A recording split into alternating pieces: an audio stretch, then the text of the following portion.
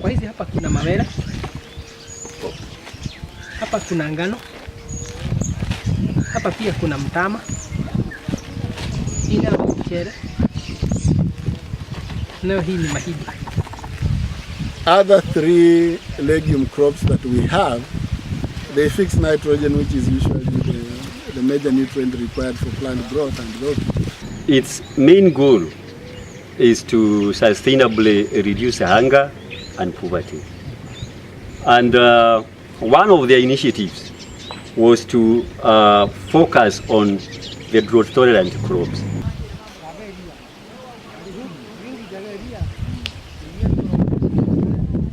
Many residents in the country have embraced different systems of farming, and a spotlight paints a picture of residents investing their energy in crops that take long to mature, especially in arid areas. Such crops are also of low yielding capabilities. And with the problem of drought persisting and low rainfall being witnessed, an organization, International Crops Research Institute for Semi-Arid Tropics, popularly known as ICRISAT, East and Southern Africa, led by Chief Executive Officer Mr. Moses Siambi, has come up with a plan of educating residents in the country on better arid farming practices. In Kenya, we are working on about 4 of the mandate crops that we have.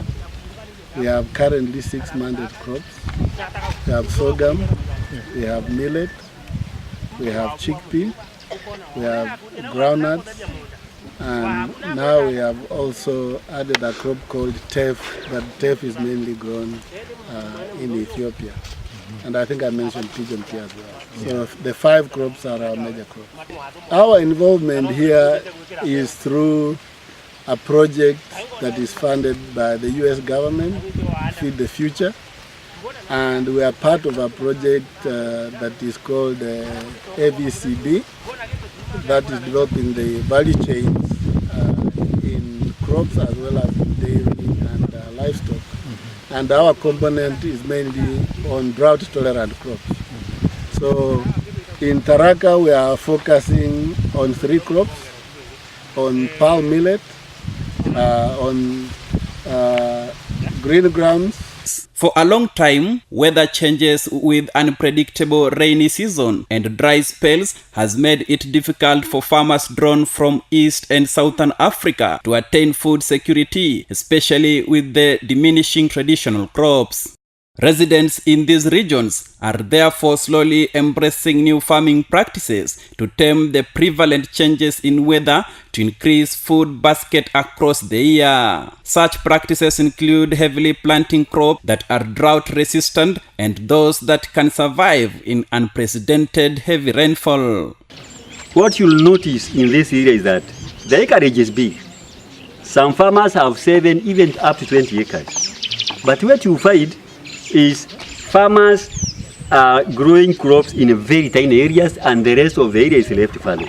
We want to change that, that narrative so that now farmers can open up the available land because the soils are fertile and all they need is to open up the land and grow the relevant crops.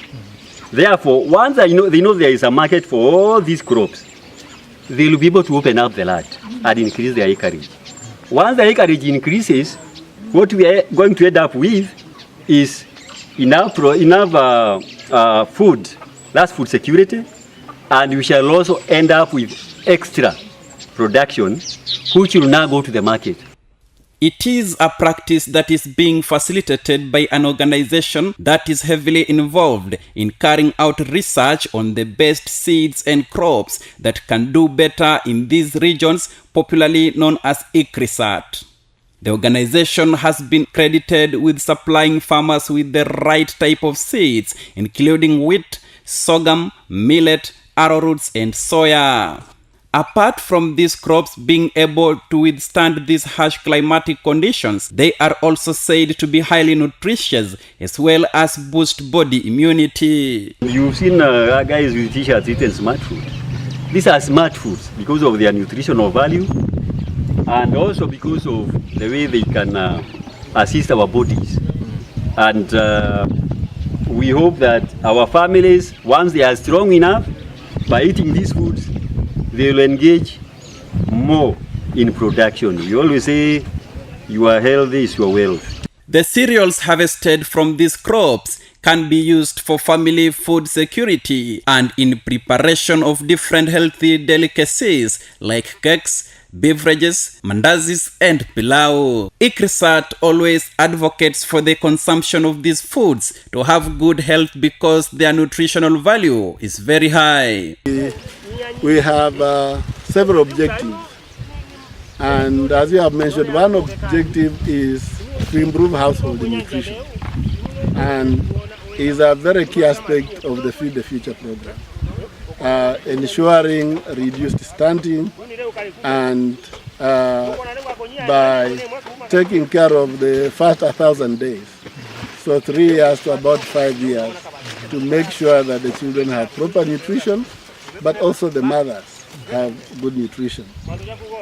Overall, at the household level, we think that if the food types are diversified, it's going to help nutrition. Now, why we are calling it smart foods is because these are highly nutritious. The crops we have, the palm millet, the sorghum, the pigeon pea, high in protein, high in zinc, high in calcium, and people don't realize that. So why we are having that smart food campaign is really linking the production to the nutrition. The organization additionally continues to invest in educating farmers on how to use the fertilizer it supplies them to ensure high yield is realized. We give a quantity and we ask the farmer, depending on the quantity we have given, that they give us twice the amount. The seed they give us, we don't take it away. It remains within the community and is shared by other farmers. So we don't ask the farmer to pay in cash, but to give us back seed, because that way we are able to increase seed beyond our own capacity. The Noble program has greatly improved living conditions for residents, much more improving the education standards for their children. The farmers are also a happy lot, as the education from this organization has enabled them to adopt good storage practices for their crops and exercise that makes sure they have food across the year. Masomo yanasaidia sasa kwa sababu tunajua mahali ya kupanda, kama wetu tunapanga kisha hata kuna mashini tumeonyeshwa ya rahisi ya kupanda. Kama mtu anaweza kupanda eka moja siku moja, kwa ile mashini tumeonyeshwa, kwa hiyo ni nzuri. Leo mbele tulikuwa tunapanda panga kubadilia hapo. Mtu akashoka mgongo hata pando ya malisha. Kwa hiyo mashini kisomo tumesema leo nzuri. Na hata kwa tunaweza kwa mbeo yetu tunaweza kuzuia mimea yetu. Tukiona vidudu yale kunyunyizia ama spray, tunaona inafanyika sana. Hii masomo yanasaidia sana kwa sababu ndio tulikuwa tunapanda ile mbegu nyingine inachukua muda mrefu, lakini hizi sasa ni fupi sana. Ikinyeza mbegu kubwa 2-3 hivi, hii kama huu mtama unakuwa haraka. The organization also helps them source for market for their produce. As evident here, you can see the farmers are enjoying the fruits of the program. Yeah, in this place, because the rain is not reliable, we rely on planting the crops which can sustain this feeding of the dry season. Especially this time there was no rain. So we had already got information that there will be no rain, enough rain. So I suggested that from the front, the crops which you will be able to sustain well with the drought. And the best crop is the sorghum, especially the gadam sorghum. And when we plant gadam sorghum, we plant it as a crop, as a business, so that now we plant it in a large quantity, and already we have the market available. That is the Kenyan breweries.